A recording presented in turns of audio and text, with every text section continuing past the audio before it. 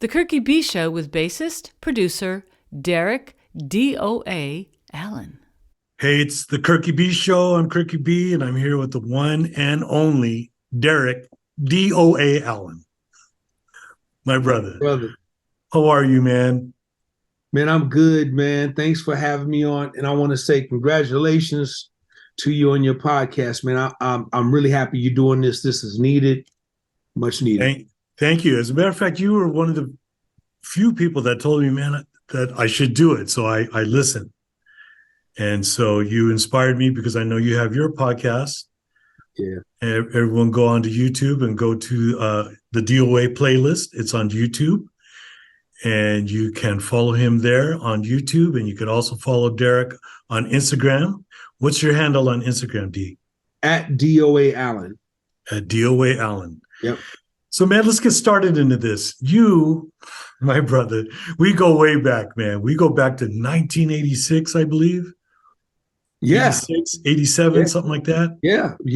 Well, 1986, actually. Yeah. 86, man. Yeah. That's how long I've known you. And we all know and love D because not only is he an amazing bass player, like, the top 5 on my one hand, and that's it. You on there, bro.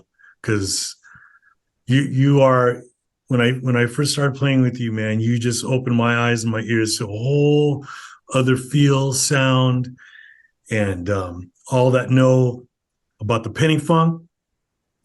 You all know, but the ones that don't, check out my boy DOA.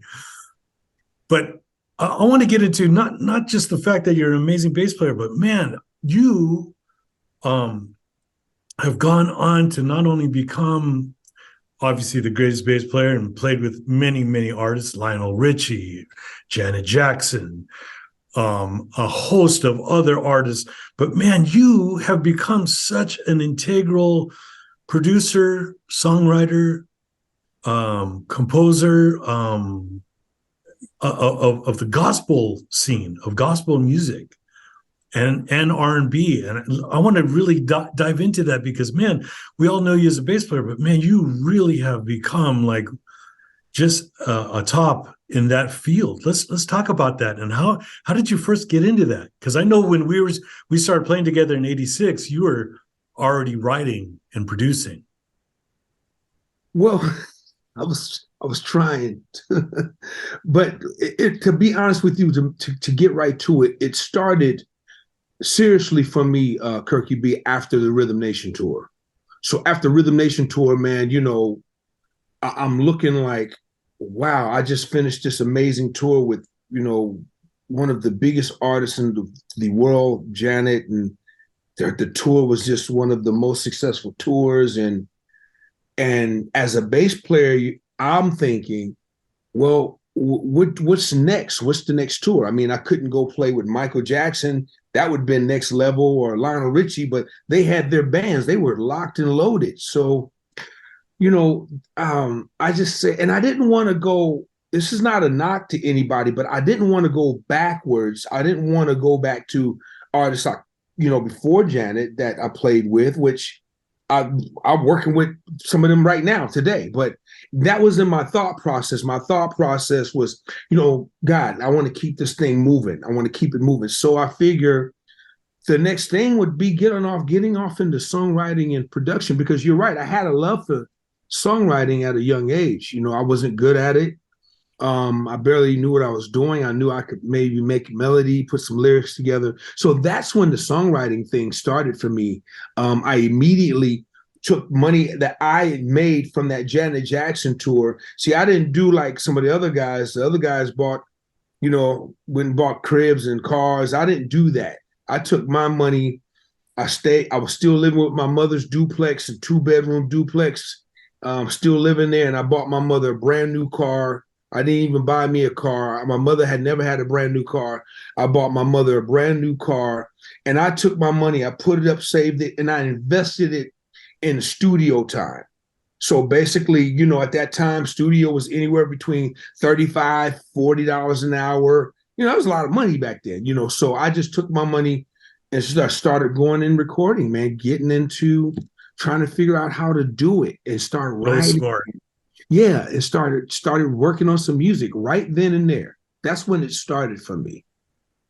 And what year did that start? Because I know that when was Rhythm Nation 89? 89, 89, yeah, 88, 89, end of 89. So this was happening for me around the last 90, 91. And, real quick story, was that because we're talking about production. So I'm in the studio, working on music, man. Don't know anything about engineering. Only thing I know how to do was program a little drum machine and put together some chords and bass and guitar and write these songs I'm thinking is great. So you know how we are as songwriters, man. We're in the studio and we're thinking, wow, I got this song. Oh, it'd be, man, if only Chris Brown could hear this, or Mariah Carey. Oh man, this is a hit for her, right? So that was me, except my imaginary artist was Bobby Brown. So I'm in the studio working on this song. To myself, I got a song called I Need a Girl, and I'm like, oh, this is a hit for Bobby Brown. But I have, and Kurt, you remember that song. You remember that song, I Need a Girl. Because it had a lot of sensitivity on it. Kind of remind you of Ralph Tresvant's Sensitivity. Was kind of in that vibe. So, so I'm wondering, how am I going to get this song to Bobby? I mean, what am I to do? How do I do it? Dude, I'm telling you, man, maybe about the third or fourth day after I showed up to the studio, I get a phone call out of nowhere from Tommy Brown, Bobby's brother, who was managing him at the time. So the engineer says, hey, man, some guy named Tommy Brown wants to speak to you. So I get on the phone. He says, DOA, this is Tommy Brown. And I'm like, wait a minute. Tommy Brown, Bobby Brown's brother? He says, yes. Dude, I'm telling you, man, I came in this business with my angels, and my angels was, to this day, have always been surrounded around me, man. And he says, yo, Bobby Brown is looking for you. He wants you to go to Japan with him and play bass for him. Now I'm like, you gotta be kidding me. Now Bobby and I met on Don't Be Cruel tour because I was playing with Karen White, and we were opening up for the Don't Be Cruel. It was Karen White, Levert, and Bobby Brown. So, but I didn't talk to Bobby like that. It was passing, hey, what's up, man? How you doing? Pound him up. But then on Janet's tour, Bobby was coming around and I would see him, but never no connection. So what happened was, man, he asked me would I do it. I said, yes, I would. And Kirky B, I would have done that gig for free just because I had this song that he had to hear, right? So I would have hopped on a 10-speed and boogied on down to Atlanta, bro, just so he could hear this song, right? That's, man, where it started for me. So I get down there, go to Japan. I get down there, start rehearsing. I let Bobby Brown hear this song. We're sitting in his car in a rehearsal break, and he hears this song called I Need a Girl. I'm singing the demo, didn't know anything about it. And he loves this song so much, he says, hey, man, after we come from Japan, I'm going to fly you back to Atlanta, and we're going to cut this song, plus we're going to cut another song. And at that time, he was working on the Bobby album. That's the album with Humping Around, Get Away, Good Enough. Right. At that time. So, dude, here a kid is in the studio wondering how, just with this weird idea, got this song only in my imagination for Bobby Brown. So a few days later, I get a call from Bobby Brown wanting me to play bass. And that's where happen. That's where it started. That led to many things, man. That led to everything. So yeah, I mean, let's just skim off the top. I mean, you got started with Bobby Brown, not only being his musician, his bass player, but then you wrote those hit songs with him. Yeah. And then went beyond and started producing and writing for other artists, such as, go down the list, my brother, go. So from Bobby Brown, so here's what's ironic. The song that I had, my dream song for Bobby Brown, we cut that one, and then he and I did another song together called College Girl. Wow. Right? So now, mind you, I have no clue what's going on. in the studio. But here's crazy. Let me back up. So we do I Need a Girl. Bobby finishes vocals. And Bobby says, D, I gotta go. I gotta make a run to the airport. I gotta take a break. I'll be back in an hour. He said, I gotta pick my girl up. I said, cool. He says, in fact, D, why don't I get my girl? You want my girl to sing on the record? I said, who's your girl? He says, come on, man. You know my girl, dude. Come on, stop playing. I says, no, dude. Who's your girl, bro? I said, man, come on. Everybody know my girl. I said, Negro, who is your girl? He says, man, Whitney. I said, Whitney who? He says, Whitney Houston. I said, get out of here. Whitney Houston, man, he says, D, I'll be back. I said, man, get on out of here. 1 hour later, Kirky B, he shows up through the door with Whitney Houston. And when I tell you, they were booed up to the 110%. And your head just went. And I'm like this. Yes. Now, Bobby, I'm cool with, but I'm actually fanning out and being a big ass groupie. That's Whitney Houston. So I'm like, I'm to the engineer. Of course. I'm like, that's Whitney Houston. I'm tripping, right? I'm tripping. So he comes in, he says, hey, babe, this DOA, so DOA gonna get you. I'm gonna go get some food for everybody. I'll be back. But D got you. So she walks in the vocal booth. Kirky B, she's taking off her jacket, her scarf, and sweater, whatever. And she fixes the microphone and everything and getting ready. And she looks and says, all right, D, what are we doing? Now, Kirky B, mind you, I ain't produced nobody ever in my life. This is my first time. Working with Bobby was cool because I sung a demo, kind of sung it like Bobby. I can relate. But dude, this is Whitney Houston, bro. I ain't never done nothing. I don't know nothing about nothing. And now Whitney Houston. So I'm in the control room like this. I'm looking at the engineer. I said, what do I say? What do I do? He's like, dude, you got a producer. You got to tell me what to do. I said, I don't know what the hell I'm doing. I never produced nobody. What am I doing? So she says, okay, D, what are we doing? I said, so you're just going to sing, right? You're just going to sing? You're going to sing, right? She said, just roll the damn thing. Let me just do what I'll do. Dude, Whitney Houston was blowing on this record called I Need a Girl, that same record that I was fantasizing in Sacramento, thinking I could get this record on Bobby Brown. Now here I am with Bobby Brown and Whitney Houston.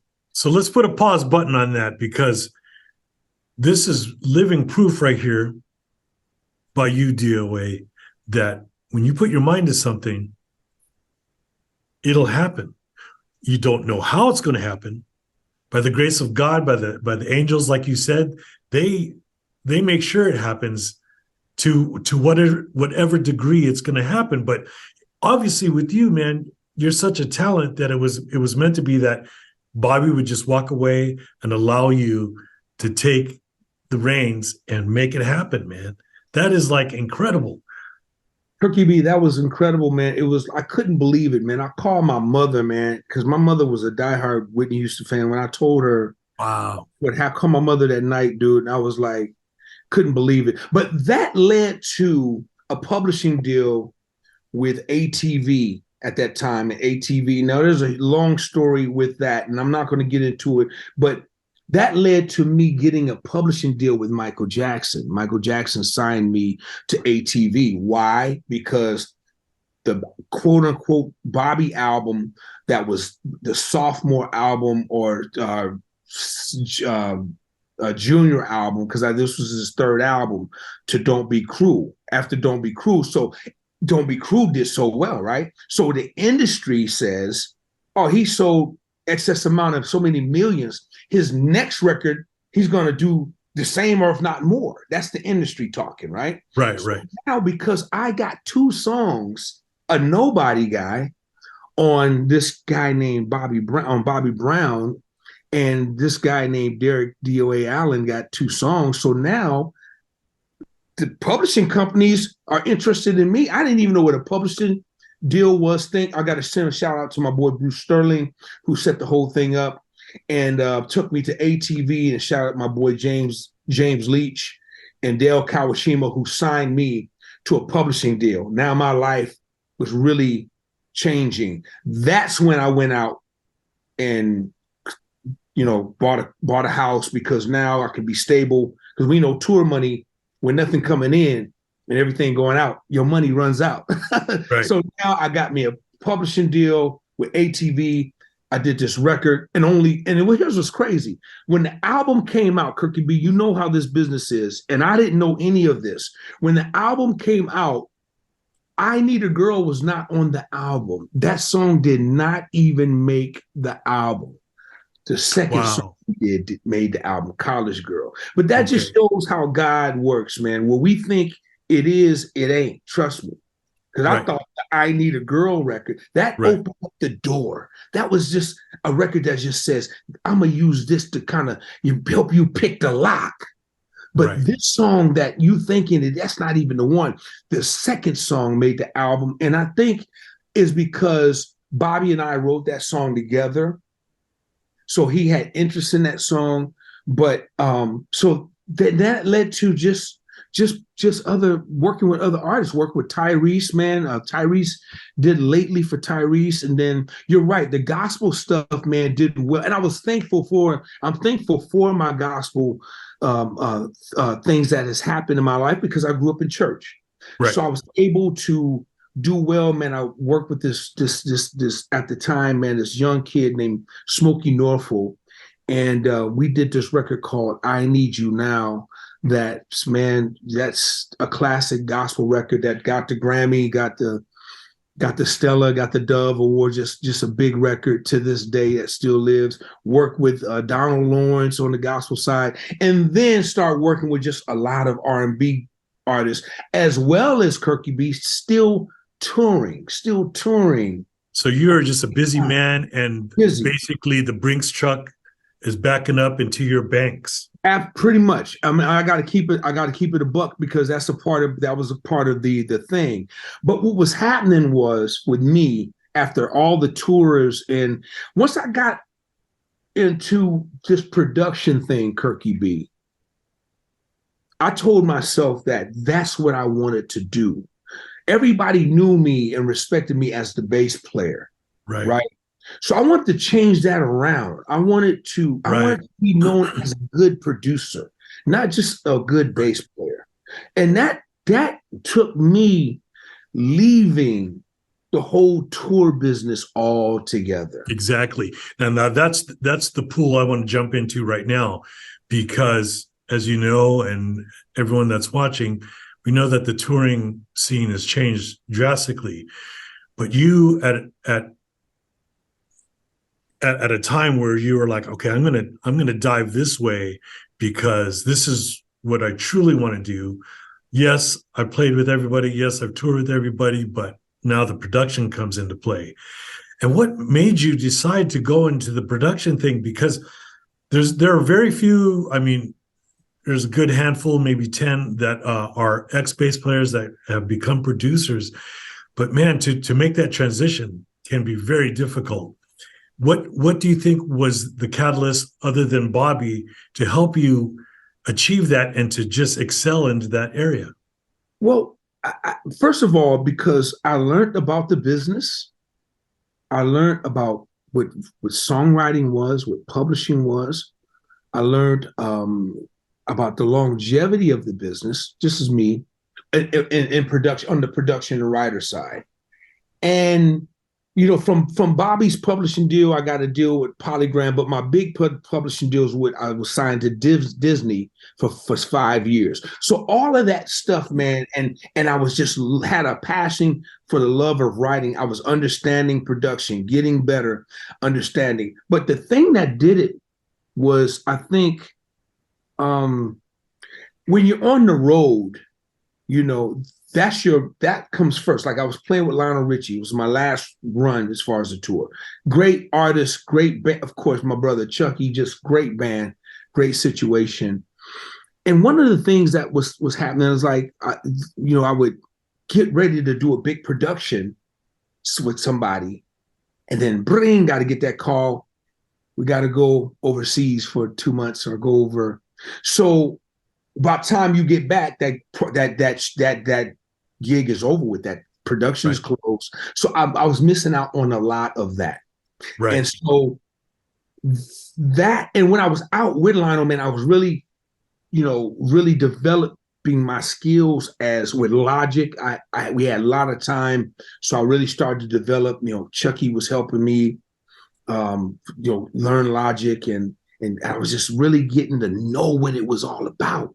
And then I just got so addicted to it, to where that's all I wanted to do. Man, I was late for sound checks. I was late. I mean, for a lobby calls, and because I was up all night working and through the morning, and then, oh damn, we got a lobby call. I'm 10 minutes late, stuff like that. So I was really like getting into my production.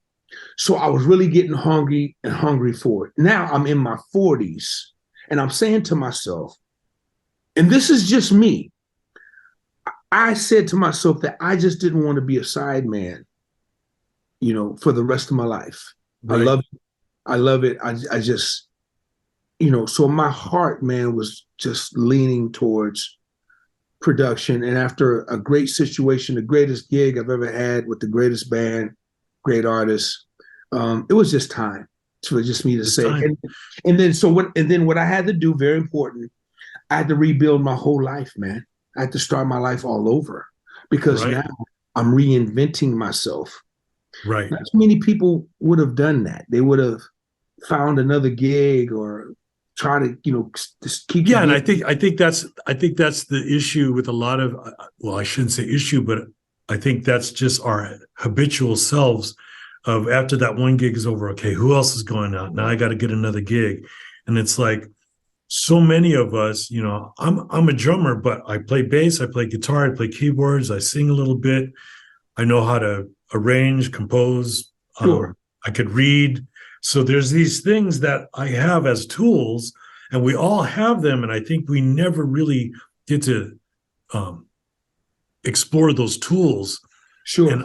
And with you, it seems like you really got into that early on, which that is key. And so my question to you is this: what do you suggest for bass players that are watching this right now, or musicians in general that are watching this right now and say, man, how can I follow in these footsteps like the way DOA did it? Like, what do you suggest they do? The main thing is you got to believe, bro. You got to have a lot of faith. You got to have a lot of trust in God. You have to, a lot of people say I trust God or I'm blessed and all this stuff, man. But a lot of people don't mean it. And I'm not trying to get spiritual, but one of my favorite scriptures is, faith without works is dead. And so you have to put your faith, man, to the test, and you have to believe it and trust it. Now, you're one of them. There's so many of our friends and family cats and bass players that so successful and at the top of the mountaintop, just because, and that's all they've ever done. And they're doing it at high levels. That's the lane they chose. With me, because my passion was changing, it's the faith, man. You have to believe. If you believe in yourself, man, and are willing to step out, because that's what I did. It took me almost close to 17 years, Kirky B, to get it to where it is now. At that time, see, before this, Kirky B, I was getting songs. I had a single on Tyrese. I had a single on Smokey. I had album fillers. College Girl was album filler. I'm thankful because those records were going multi-platinum at that time. But I never... based on your wall that we're looking at right now, you have done well, my friend. This was before the wall, though, brother. You did. This was before the wall. So I couldn't get to the wall unless I paid attention to where the bigger pictures and said, God, I want to get singles. I want to contract full albums. I want to control budgets. I want to do these things to really, I don't want album fillers no more. I want singles. I want to do better.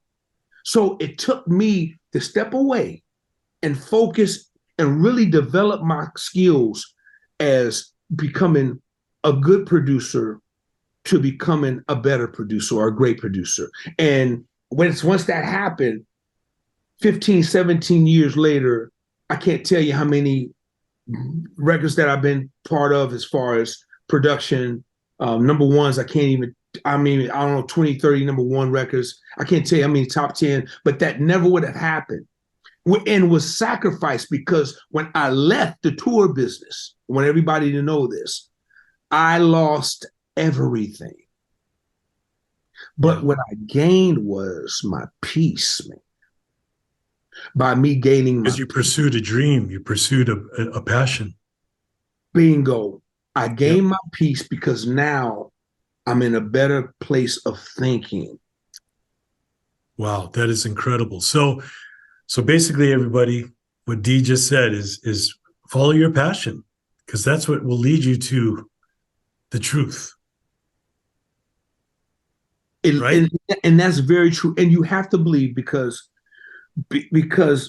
yeah, man, I lost everything. I'm my daughter, man. My daughter wanting to go to college so when I left the road, I had 3 years worth of savings, just 3 years worth of savings.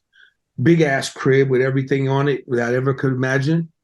But my daughter comes to me and says, "Listen, Dad, I want to go to a college," and it was a very expensive college. Now I could have said, well, let me send you to a junior college or a city college because I can't do both. I got this big mortgage and I'm not, I got my cars and I can't, well, I'm gonna send you to city college. No. Fortunately, we had another property that we owned, smaller, 3-bedroom, was cool, that I owned, got rid of everything grand, got out the house business, got out the car business, let everything go to put my daughter through school, through college. And to this day, she's in her 30s and she's doing very, very extraordinarily well. And I'm very proud of her. So, and it took 17 years to get back everything that I lost. So you have to, man, the main thing you have to have, if you believed in your gift, like my brother Kirky B just said, it's the passion. You got to have that passion and you got to believe, man, and you got to trust God. I'm a believer in God. You got to trust your higher power that you believe in your sources. And there you have it. Now I'm going to jump into something else, which is definitely related to what we just talked about. Let's talk about the good Dr. Cornel West. Oh, you absolutely. Are very connected to this man. I'm a big fan. I always watch him on Bill Maher. I love what he stands for. I love what he speaks about. He speaks to me. I hear what he says. What he puts down, I pick up. You know what I mean? And you are involved on every level with this man, musically, spiritually, I'm sure. And then, so now he announced him running for president. I want to know what is your involvement in this moment right now with him? Because, man, he is like a man of many, many things and wonderful things. And you are there. Well, Dr. West, Cornel West, and the whole West family, man, his brother Cliff and his dear mother, man, that's gone on, man, Irene B. West, man. I've been knowing the West family since I was 17 years old. Wow. Because they live right here in the city of Sacramento. Okay. So our relationship goes back. They knew me when I was a teenager coming up. And with that, man, it's been just brotherhood just from day one. So, I mean, then with Cornel, if you follow him, you know that several years ago, he did a musical project with Hidden Beach Records that involved just a plethora of artists in the industry from, just from so many people, man. And I ended up producing all the records. We had a thing called Four Men Who Mean Business. Ford BMW MB stood for Four Black Men Who Mean Business. And it was Cliff, Dr. West, his brother Cliff, Dr. West, Mike Daly, and myself. And so and we formed this unity, and we started basically taking what he does with his speeches and his scholarship and books and putting it to music composition. So years later, he runs for president. So, you know, and honestly, Kirky B, my role is just a big old supporter, man. And wherever they need me or wherever I could do, he just knows it, man. But yeah, when you know, whenever we get on the phone, man, we talk about the smartest man I know. I don't idolize nobody. I only have ever had two idols in my life. One was Muhammad Ali, and the other one was Dr. Cornel West, man. Yeah. When I tell you the brilliance of it. So, and then being able to just to pick his brain, man, and get knowledge from him is just a blessing for me, man. Because that source is deep. That is he's the real source. truth. He's the real truth, Right. man. So I'm just a big supporter. I support the campaign, and so we just I pray for his safety, because Corn just will, walk through the airport by himself. It's like, brother, you can't do that anymore. You can't, that's just who he is. That's just right. So are you in with his campaign in terms of, like, let's say, a musical director for his campaign fundraising, or you doing anything like that, or are you basically just his friend and bodyguard? Anything that music that has to do with Corn, his brother and myself, we kind of like that's our position. That's our position, which is very minimal, because this thing is mainly, the music is kind of secondary, so it's very minimal. So if he has an event, say in San Francisco, or like the one we did here in Sacramento recently, we'll show up, we'll kind of do what we did on record. We'll his brother will sing, I'll play acoustic, and Corn will just talk about the issues right before he speaks. Wow. So we'll open up. So on the Northern California stuff, that's kind of like what we've been doing. And we've done that for years, man. That's great, man. Yeah. Derek, man, you and I could go on and on and on and on. I could do a volume 2 of this, a volume 3, and volume 4, and hopefully if this is successful, we could do that. But I just want to wrap it up and say thank you for doing this. Oh, man. I mean, we had just skimmed the top with you, my brother, because you are just one of the greats, man. What else can I say? And I'm saying that not only as a dear friend, but I'm a huge fan of yours. You know that. I still want that Music Man bass. I love that bass. That was the first bass I touched, man. I was like, remember that at Shalimar rehearsals? Like, can I play your bass? Oh, Lord. There it is. I'm telling everybody right now, go get this dude. This dude is going to change your life. WestCoastPedals.com. Yeah, WestCoastPedals.com. The grease juicer. Let me see if I can get a close up in there. Y'all see that? That's mine. You can't have it. No, my brother. You got to get your own. You got to get your own. Kirky B, let me say this to you before we go, man. Dude, I love you, man. You're one of the funkiest drummers, man, that I ever played with. You're probably in the top 3, man, between you, Derek Organ, Chucky Booker, Varro now, man. Dude, you right there, man. I've always loved you, man. You one of the fun. Not only that, man, you're the funniest dude, brother. You keep me laughing. And man, we had so much fun with Shalimar and everything we've ever done. My career started with you, Boney James, Norman Brown, Michael Norfleet, Alex Allison Droney, my brother. Shout out to He's Alex. on here too. We got him. Man, dude. So, man, I love you, man. And I'm proud of your success. Man, Thank you, bro. Well done. Job well done. Thank you, man. And again, follow DOA and IG at DOA Allen. That's his handle there. And of course, on YouTube, the DOA playlist, which he has incredible interviews with incredible musicians, producers. It's please follow it, because go check out the interview. So much. Go check out the one. If you don't see no interview, go look at the one with me and my boy. Me and you. Oh, man. My brother D, thank you, man, so much for doing this. And Man, thank you, man. out. The Man. Kirky B Show.